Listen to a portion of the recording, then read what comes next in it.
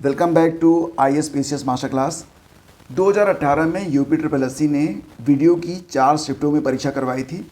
उसमें जीएस के जो प्रश्न पूछे गए थे उन प्रश्नों को देखने के पश्चात और एक विश्लेषण के पश्चात साथ ही साथ यूपी ट्रिपल एससी ने अभी हाल ही में 1 साल से 1.5 साल के दौरान जो भी परीक्षाएं करवाई हैं उसमें जीएस के जो प्रश्न पूछे गए हैं सभी को देखने के पश्चात हम इस निर्णय पर पहुँचे हैं कि जो आगामी 2 महत्वपूर्ण परीक्षाएं आपके सामने हैं, वीडियो री एग्ज़ाम और वीपीओ, जिसके लिए आवेदन 23 मई से स्टार्ट होने वाले हैं।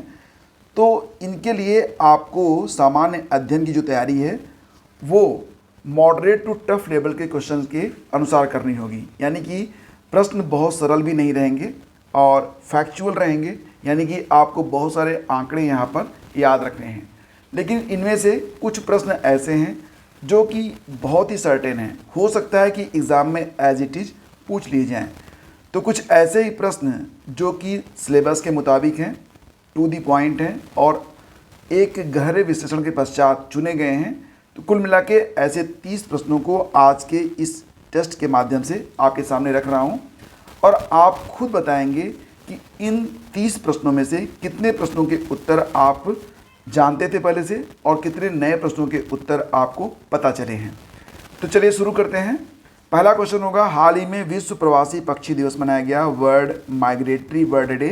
तो ये कब मनाया गया था? देखो फ्रेंड्स, ये जो विश्व प्रवासी पक्षी दिवस होता है ये साल में 2 बार मनाया जाता है। एक बार मार्च में होता है और एक बार अक्टूबर में होता है। हाल ही में 13 मई को ये दिवस मनाया गया और साथ ही साथ इसकी थीम याद रखिएगा, इसकी थीम लगाई गई थी जल सतत पक्षी जीवन। अच्छा, पक्षियों के अध्ययन को क्या कहते हैं? कई बार एग्जाम में पूछा जाता है, तो इसे कहते हैं पक्षी विज्ञान। और बर्ड मैन ऑफ इंडिया के नाम से कौन जाने जाते हैं? सलीम अली। ठीक है। आपका अगला क्वेश्चन होगा, हाल ही में ट्विटर की नई CEO कौन बनी है? तो फ्रेंड्स, ट्विटर की जो नई CEO बनी है उनका नाम लिंडा याकारिनो है, यानी कि आपका यहाँ पर ऑप्शन ए करेक्ट है। तो ट्विटर की स्थापना कब होती है? 2006 में। इसका मुख्यालय अमेरिका के सैन फ्रांसिस्को में है।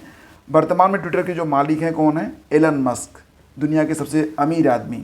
नेक्स्ट है, भारत का पहला कार्बन न्यूट्रल फार्म किस राज्य के एक बीज फार्म को घोषित किया गया है? कार्बन न्यूट्रल फार्म किस राज्य के एक बीज फार्म को घोषित किया गया है फ्रेंड्स? तो इसका आंसर है ऑप्शन बी, यानी कि केरल को। ठीक है, तो ये प्रश्न भी बहुत इंपॉर्टेंट है। नेक्स्ट है, लोकायुक्त विधेयक 2022 पारित करने वाला भारत का पहला राज्य कौन सा बना? लोकायुक्त विधेयक 2022 पारित करने वाला भारत का पहला राज्य बना है महाराष्ट्र, यानी कि इस क्वेश्चन का ऑप्शन ए करेक्ट है। रिलायंस इंडस्ट्रीज लिमिटेड द्वारा पहला मल्टी मॉडल लॉजिस्टिक पार्क कहाँ पर विकसित किया जा रहा है? तो रिलायंस इंडस्ट्रीज लिमिटेड यानी कि RIL का पहला मल्टी मॉडल लॉजिस्टिक पार्क ये बन रहा है कहाँ पर? तो फ्रेंड्स, ये बन रहा है चेन्नई में, यानी कि इस प्रश्न का ऑप्शन ए करेक्ट है, चेन्नई तमिलनाडु में। नेक्स्ट है, मानसिक स्वास्थ्य और सामाजिक देखभाल नीति को लागू करने वाला पूर्वोत्तर का पहला राज्य कौन सा बना है? मानसिक स्वास्थ्य और सामाजिक देखभाल नीति को लागू करने वाला पूर्वोत्तर का पहला राज्य बना है मेघालय, यानी कि इस क्वेश्चन का ऑप्शन ए करेक्ट है। अगला क्वेश्चन होगा, बसहोली पेंटिंग जिसे हाल ही में GI टैग मिला है, तो बसहोली पेंटिंग का संबंध किस राज्य से है? तो फ्रेंड्स, जो बसहोली पेंटिंग होती है ये बनती है कठुआ जम्मू कश्मीर में, यानी कि इस क्वेश्चन का ऑप्शन ए करेक्ट है। हाल ही में कुछ नए GI टैग जो कि दिए गए हैं और एग्ज़ाम के लिए इम्पॉर्टेंट हैं, उनके नाम भी आप एक बार देख लीजिए।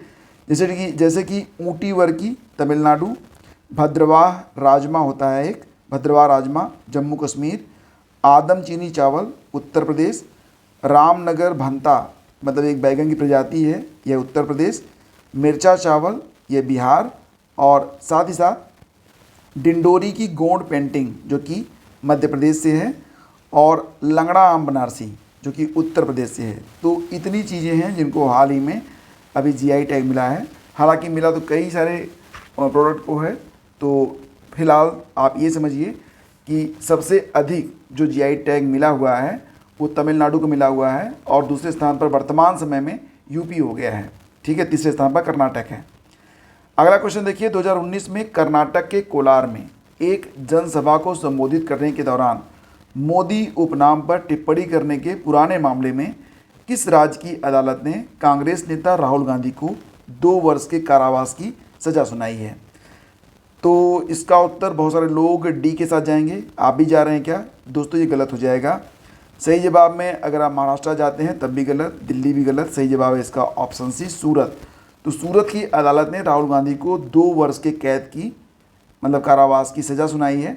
आपको बताना चाहेंगे कि 23 मार्च 2023 को सूरत अदालत ने मोदी उपनाम होता है सरनेम, उस पर अपमानजनक टिप्पणी करने पर यह सज़ा राहुल गांधी को दी है। और इसके पश्चात लोकसभा सचिवालय ने संविधान के अनुच्छेद 102(1)(e) के साथ, ये अनुच्छेद याद रखना, हो सकता है कि एग्जाम में आ ही जाए, तो 102(1)(e) के साथ जन प्रतिनिधित्व अधिनियम 1951 के सेक्शन 8 के तहत राहुल गांधी की लोकसभा की सदस्यता तत्काल प्रभाव से ख़त्म कर दी। साथ ही साथ राहुल गांधी कहाँ से सांसद थे? वायनाड से, तो ये भी याद रखना। तो वायनाड लोकसभा सीट को रिक्त घोषित कर दिया और इसकी सूचना जो है चुनाव आयोग को भेज दी है। किसने भेजी है? लोकसभा सचिवालय ने। आपका अगला क्वेश्चन होगा, मार्च 2023 में दिव्य कला मेले का आयोजन कहाँ पर किया गया? तो फ्रेंड्स, दिव्य कला मेला ये मार्च में आयोजित हुआ था भोपाल में, लेकिन उसके पहले फरवरी में आयोजित हुआ था मुंबई में, और उसके पहले आयोजित हुआ था दिल्ली में। तो दिव्य कला मेला ये क्या है? तो फ्रेंड्स, जो दिव्यांग कलाकार होते हैं, शिल्पकार होते हैं, हस्तकार होते हैं, तो उनको जो है इकोनॉमिकली फ्री बनाने के लिए, यानी कि आत्मनिर्भर बनाने के लिए ये जो आयोजन है किया गया। और इसका आयोजन किसने किया? दिव्यांगजन अधिकारिता विभाग, सामाजिक न्याय और अधिकारिता मंत्रालय ने। पहली बार ये मेला दिसंबर में लगा था 2022 में दिल्ली में, फिर लगा फरवरी 2023 में मुंबई में, और तीसरी बार लगा था भोपाल में। ठीक है, याद रखना। महाराष्ट्र में 19 नए जिलों का सृजन किया गया है। प्रश्न ये बनेगा कि राजस्थान में अब कुल मिला के जो जिलों की संख्या है वो कितनी हो गई है? तो राजस्थान में 19 नए जिले बन गए हैं, 3 नए संभाग भी बने हैं। तो ये इम्पॉर्टेंट भी है। अशोक गहलोत जो कि मुख्यमंत्री हैं, उन्होंने चुनाव के दौरान यह वादा किया था, तो ये वादा उन्होंने पूरा किया हुआ है। और राजस्थान में अब 19 नए जिलों के साथ कुल 50 जिले हो गए हैं। और मंडल कितने थे पहले? तो 3, कुल मिला के 7 संभाग थे, 3 बढ़ गए, तो अब हो गए हैं कुल मिला के 10। ठीक है, आगे देखते हैं। हाल ही में ब्रिक्स बैंक की नई अध्यक्ष के तौर पर डिल्मा रूसेफ को चुना गया है। किसको चुना गया? डिल्मा रूसेफ को। प्रश्न होगा कि डिल्मा रूसेफ यह किस देश की पूर्व राष्ट्रपति रह चुकी हैं? तो दोस्तों याद रखना, ये ब्राज़ील की पूर्व राष्ट्रपति हैं, जिनको हाल ही में ब्रिक्स बैंक का नया जो है चेयरमैन चुना गया है, नया अध्यक्ष चुना गया है। ब्रिक्स बैंक के बारे में आप जानते होंगे, इसको NDB के नाम से भी जानते हैं, न्यू डेवलपमेंट बैंक, जिसका मुख्यालय शंघाई चाइना में है, और इसकी स्थापना ब्रिक्स देशों के द्वारा की गई थी। भारत के KV कामत ये ब्रिक्स बैंक के पहले अध्यक्ष रहे थे, ये भी आपको याद होगा। ऑस्कर पुरस्कार 2023 के अंतर्गत सर्वश्रेष्ठ मूल गीत का पुरस्कार मिला था नाटू नाटू को। इतना तो आपको पता ही होगा। नाटू नाटू जो है ये RRR फिल्म की फिल्म से ये गीत है। तो यहाँ पर प्रश्न ये है कि ये जो RRR मूवी है, ये मूल रूप से किस भाषा की मूवी है? तेलुगु है, तमिल है, उर्दू है, हिंदी है? सही जवाब इसका तेलुगु है। तमिल पे मत जाना, नहीं तो गलत हो जाएगा। तो तेलुगु भाषा मूल रूप से ये जो फिल्म है तेलुगु भाषा की तेलुगु भाषा की फिल्म है। और एक प्रश्न और भी इसमें बनता है कि गीतकार चंद्र बोस के साथ किसको और सम्मानित किया गया था? तो संगीतकार M.M. किरावाणी को। ठीक है, तो ये भी याद रखना कि गीतकार चंद्र बोस और संगीतकार M.M. किरावाणी को यह पुरस्कार प्रदान किया गया था। नेक्स्ट है आपका, किन भारतीय कर्मियों को WHO global health leaders award 2022 प्रदान किया गया था? WHO global health leaders award 2022, देखो फ्रेंड्स, ये दिया गया था आशा कर्मियों को।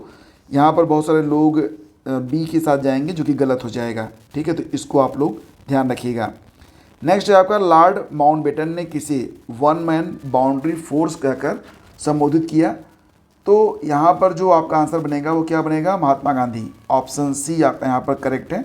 महात्मा गांधी को लॉर्ड माउंटबेटन ने 1 मैन बाउंड्री फोर्स कहकर संबोधित किया था। नेक्स्ट है, निम्नलिखित में कौन सा जयमंडल आगार सही सुमेलित नहीं है? तो फ्रेंड्स, कंचनजंगा स्थित है सिक्किम में, कोल्ड डेजर्ट हिमाचल प्रदेश में, शेषाचलम आंध्र प्रदेश में है, देहांग दिबांग ये आपका अरुणाचल प्रदेश में है, ना कि उत्तराखंड में। तो यही हमारा आंसर बनेगा। नेक्स्ट है आपका, दिल्ली के किस सुल्तान ने ब्राह्मणों पर पहली बार जजिया कर लगाया था? तो फ्रेंड्स, इसका आंसर हो जाएगा ऑप्शन बी, यानी कि फिरोज शाह तुगलक ने। तो फिरोज शाह तुगलक ने कुल 4 प्रकार के कर लगाए थे। ये कर कौन कौन से थे? खराज, खम्स, जजिया कर और जकात कर। तो खराज जो था भूमि की उपज का 1/10वां भाग होता था, खम्स युद्ध लूट का 1/5वां भाग होता था, जजिया कर या पोल टैक्स था, और जगात कर क्या था? यह मुसलमानों पर लगाया गया एक टैक्स था। तो फिरोज तुगलक 1351 से लेकर 1399 ये टाइम पीरियड रहा, ये भी याद रखना। 4 प्रकार के टैक्स लगाए थे फिरोज तुगलक ने। नेक्स्ट है आपका, भारत के किस शहर में राष्ट्रीय स्तर पर पहला अमृत सरोवर बनकर तैयार हो गया है? तो राष्ट्रीय स्तर पर जो पहला अमृत सरोवर बना है वो यूपी के रामपुर में बना है। तो ऑप्शन ए आपका यहाँ पर करेक्ट है। मुगल बादशाह अकबर के शासनकाल में किस ग्रंथ को अल बहर असमार के शीर्षक से फारसी में अनुवादित किया गया था? तो फ्रेंड्स, ये जो बहर उल असमार नामक किताब है, बहर उल असमार, ये मूल रूप से राज तरंगड़ी का फारसी अनुवाद था। ये आपको याद रखना होगा, ये काफ़ी इंपॉर्टेंट भी है। नेक्स्ट है आपका, तबकाते अकबरी के लेखक कौन थे? तबकाते अकबरी के लेखक थे ऑप्शन डी, यानी कि निज़ामुद्दीन। तो इनका जो पूरा नाम है वो क्या था? इनका पूरा नाम था ख्वाजा निज़ामुद्दीन अहमद। वो मध्ययुगीन भारत के एक मुस्लिम इतिहासकार थे। तिब्बती नववर्ष के रूप में किसे मनाया जाता है? लोहांग, मुरुंग, लोसर या फिर मायको को? सही जवाब हो जाएगा लोसर। तो ये त्यौहार फरवरी के महीने में मनाया जाता है, लगभग 3 दिनों तक, 21, 22 और 23 फरवरी तक। ठीक है, तो यह एक तिब्बती नववर्ष त्यौहार के रूप में मनाया जाता है। कौन सा त्यौहार? लोसर। नेक्स्ट है, टेबल टेनिस में एक सर्व पर लगातार कितने लेट्स की अनुमति होती है? तो एक सर्व करने पर असीमित लेट्स आप दे सकते हैं, यानी कि ऑप्शन डी इसका करेक्ट है। ये खेलकूद से संबंधित काफ़ी इंपॉर्टेंट क्वेश्चन है। नेक्स्ट होगा, कौन एक अग्रणी नृत्य शिक्षाविद और एक प्रमुख मोहिनी अट्टम प्रतिपादक के रूप में जाने जाते हैं? आपके ऑप्शन है माधवी मुद्रल, सगुन भूटानी, मोहन राव कलियापुरकर या फिर डॉक्टर कनक रेले। सही जवाब इसका ऑप्शन डी ही है। ठीक है, किस युग के दौरान भारत में शुतुरमुर्ग पाए जाते थे? ये बहुत ही अच्छा प्रश्न है, एसएससी में पूछा गया था। तो इसका उत्तर था पूरा पाषाण युग, यानी कि ऑप्शन डी। जब पूरा पाषाण युग चल रहा था तो भारत में शुतुरमुर्ग भी पाए जाते थे। भारत में कौन सा अनुच्छेद न्यायपालिका को कार्यपालिका से अलग करता है? तो फ्रेंड्स, न्यायपालिका इधर गई, कार्यपालिका इधर, और ये हो गया आपका 50, मतलब अनुच्छेद 50। तो ऑप्शन सी आपका यहाँ पर करेक्ट हुआ। नेक्स्ट है, भारत में किस प्रकार की पद्धति को स्वीकार किया गया है? तो प्रतिनिधि संसदीय लोकतंत्र या फिर अप्रतिनिधि संसदीय लोकतंत्र या फिर अप्रत्यक्ष असंसदीय लोकतंत्र या फिर प्रत्यक्ष लोकतंत्र? सही जवाब इसका ऑप्शन ए है। नेक्स्ट होगा आपका, संविधान के अनुसार कार्यपालिका का अध्यक्ष कौन होता है? तो दोस्तों, संविधान के अनुसार कार्यपालिका को मतलब इसका जो अध्यक्ष होता है वो ऑप्शन बी राष्ट्रपति होता है। बी विकल्प आपका सही है। राज्यसभा के उपसभापति का निर्वाचन किसके सदस्य करते हैं? तो बात क्या हो रही है उपसभापति के बारे में। तो देखो फ्रेंड्स, राज्यसभा के जो उपसभापति का निर्वाचन होता है वो राज्यसभा के द्वारा ही किया जाता है, यानी कि ऑप्शन आपका यहाँ पर बी सही होगा। और ये आपका 28वां क्वेश्चन है, लोकसभा में गणपूर्ति कोरम के संबंध में कौन सा कथन सही है? उपस्थित सदस्यों का 1/10, स्पीकर को छोड़कर कुल सदस्यों की संख्या का 1/10 या फिर स्पीकर सहित कुल सदस्यों की संख्या का 1/10, यानी कि आपका यहाँ पर ऑप्शन ए करेक्ट है। भारत एक पंथ निरपेक्ष राज्य है, यह संविधान में कहाँ लिखा है? अनुच्छेद 17 में, अनुच्छेद 51 में, अनुच्छेद 32 में ये लिखा गया है प्रस्तावना में, यानी कि इस क्वेश्चन का ऑप्शन डी करेक्ट है। फिर है, संसद में क्या क्या आता है? संसद में क्या निहित है? तो फ्रेंड्स, राष्ट्रपति, लोकसभा और राज्यसभा ये मिलकर संसद का निर्माण करते हैं। तो ऑप्शन सी आपका करेक्ट है। तो फ्रेंड्स, इस प्रकार से 30 प्रश्नों का यह क्विज हमने कंप्लीट किया। आपके कितने जो है उत्तर सही रहे, नीचे कमेंट करके ज़रूर बताइएगा। और अगर आपने ये टेस्ट पूरा लगाया है तब आपके लिए एक प्रश्न है जिसका उत्तर नीचे कमेंट बॉक्स में आप ज़रूर लिखिएगा। आपके लिए प्रश्न होगा कि भारत का जो राज चिन्ह है वो कहाँ से लिया गया है। आपके ऑप्शन हैं यहाँ पर और नीचे कमेंट करके ज़रूर बताइएगा। प्रतिदिन दोपहर 12 बजे आपको एक क्विज मिलेगी और इवनिंग में थ्योरी की क्लासेस। तो बने रहिए हमारे साथ, हम मिलते हैं आपसे अगले वीडियो में। तब तक के लिए आज्ञा दीजिए। नमस्कार, जय हिंद। और हाँ, लाइक और शेयर करना बिल्कुल भी मत भूलिएगा। Thank you so much.